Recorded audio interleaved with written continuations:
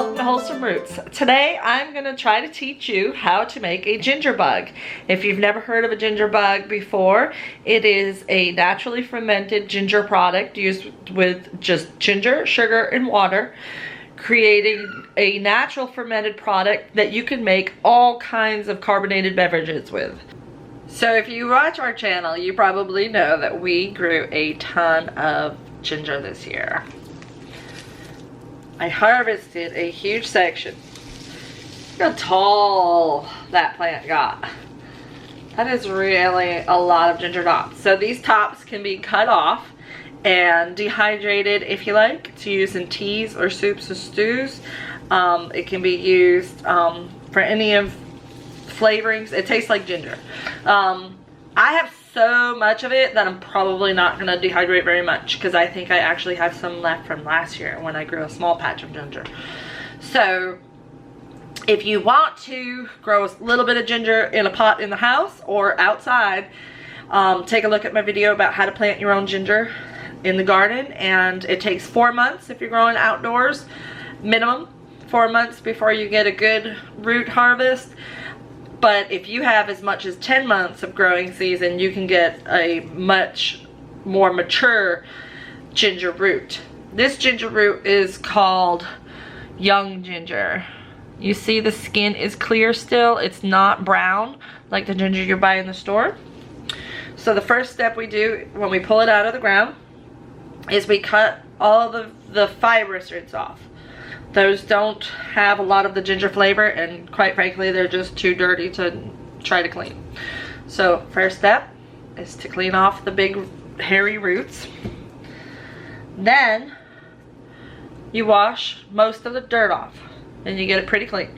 At this point, I can take this and let it air dry for at least an hour before I put it in the fridge to store it for future use. Now, fresh young ginger like this does have to be used in a shorter period of time than the brown skin mature ginger would be. So it is good to keep a close eye on it. Make sure you use it before it goes bad. If you're not going to be using it right away, you can cut it into 1-inch pieces and put it in the freezer to use in smoothies in the future. I love a little inch cube of frozen ginger in my smoothies. It's delicious. And you can also preserve it by dehydration. We're probably going to do some candied ginger in the dehydrator, so I'll show you that in another video as well. So now I've got my ginger really good and cleaned off, and there's no more dirt left. But I'm going to go a step further and remove the stem and remove any of the fibrous skin layers. I don't have to, because this isn't going to be consumed in its form that it's in. It's going to be shredded or diced and added to water and sugar to ferment. So it's going to be sliced or shredded in the food processor or whatever form that you want to do. If you're doing a small batch, you can cut it up by hand, but get it as fine as you can. And I'm doing a quart jar, and I'm going to use 2 cups of water and 1 cup of sugar, and that is going to be, I'll probably do at least this much ginger in it, and that will get my ginger bug started. So the first step is to go ahead and get your ginger chopped up.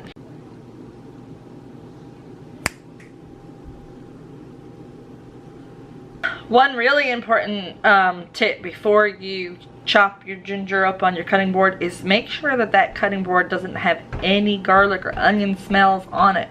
I know a lot of households that do a lot of cooking will keep a separate cutting board for their garlic and onions to avoid that crossover smell. But I'm not good about it. I use my big cutting board for everything. So I used my On Guard concentrate cleaner to clean it off really good, to make sure. I usually don't use soap on my cutting boards. I just wash them with cold water and let them dry really well in between uses. But because I didn't want any onion or garlic smell coming out during the chopping of the ginger, I made sure to clean it really well with some On Guard concentrate soap. So that's just one tip. All right, so now we've got our ginger chopped. I'm gonna I'm gonna put 2 cups of water in here. I'm gonna use spring water. I'm not gonna wanna use tap water because our tap water is from the county and it has chlorine in it. So the chlorine in the tap water could harm the growth of your ginger bug. I know some people have done it with it and had no problem, but it could cause problems. It could slow down the growth of the natural bacteria, which you don't wanna do. So I'm gonna use the bottled spring water, 2 cups of that, and a half a cup of my organic sugar, organic cane sugar. If you can't get organic cane sugar, make sure that you check the label on your sugar bag and look at the ingredients, and it should say ingredients cane sugar or pure cane sugar. If it has just the word sugar, it is made from GMO beets and it's not made from cane. So I avoid GMOs in my family's food. Even if I can't do organic, I try to avoid the sugar beet sugar at least.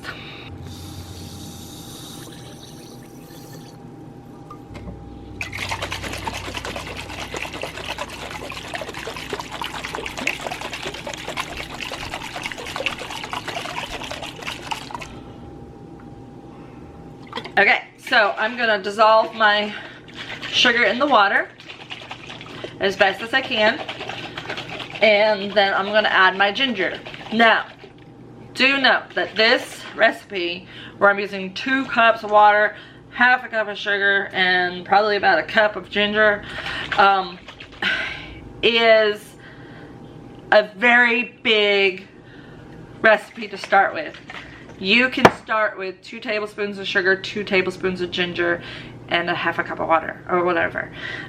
You do not have to have that much volume when you start. I am using that much volume because I'm going to be upgrading to a half-gallon size jar within a couple of days. As I add to the starter every day, I'm gonna add a couple of tablespoons of ginger and a couple of tablespoons of sugar each day to keep it fed and healthy. So it's going to take about 5 days before I start to see any type of fermentation process happening, and I should start to see some bubbling. If it's a little colder in the house, it might take a little slower, but if it's a little warmer, it could go even faster. I'm starting with such a large batch because I'm going to be making like gallons of ginger ale and ginger beer and possibly some wine or something else. So I want to start with a big batch because I have a lot of ginger to use. You're probably going to start with a 2 tablespoon recipe, and that's fine. Okay guys, I'm going to let you in on a little secret. Alright, you ready? Nobody's listening? Come here. No, come closer. Closer. Okay, here's the secret. I love ginger. I really do.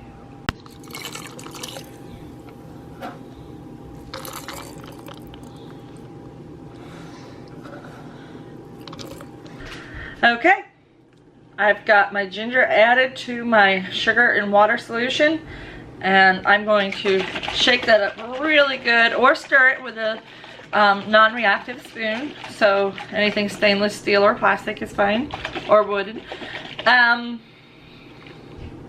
Then I've got it stirred up. That is step 1. So step 1 is to just mix ginger, sugar, and water. That's easy. Then I'm going to cover it with a coffee filter or paper towel and secure it with a rubber band. Easy peasy, right? So now I'm just gonna leave this on the counter for 5 to 8 days, or however long it takes to get bubbly. But every day I'm going to stir this. It's gonna need to be stirred to keep everything mixed up and well circulated in the jar. And then every day I'm gonna add a little bit of ginger and a little bit of sugar to this jar to keep it fed. So you can do just a tablespoon of sugar and a tablespoon of ginger, or if you're going for a big recipe because you've grown your own ginger, you could do 2 tablespoons of each as well. So every day I'm going to feed it, and when it's done, I will be able to see the bubbles. I'll know it's active. I'll know it's got a good ferment going, and I can take a 1/4 cup of liquid off and use that 1/4 cup of liquid to create my own soda. So I can pour that 1/4 cup of fermented ginger juice, basically, from my ginger bug, and I can put it into another quart jar with all different types of things. I could use a juice or a sugar water, or I could add some fruit to it. So you basically are creating your own soda. So if you like grape soda, you can use grape juice. If you like ginger ale, you can use water with sugar and add a few slices of fresh ginger to it while it's doing its second ferment in that jar. And even a slice of organic lemon with the peel still on is amazing. It can make like almost like a Sprite lemon lime soda by doing lemon and lime and sugar water. You can get root beer or sarsaparilla flavorings to make a root beer. So the possibilities are endless. These ginger bugs can be used for so many things to create healthy probiotic beverages for your family. And they're sodas. So it really helps for somebody who's trying to kick a bad, unhealthy soda habit to have something that's still sweet and bubbly that they can enjoy at the end of the day.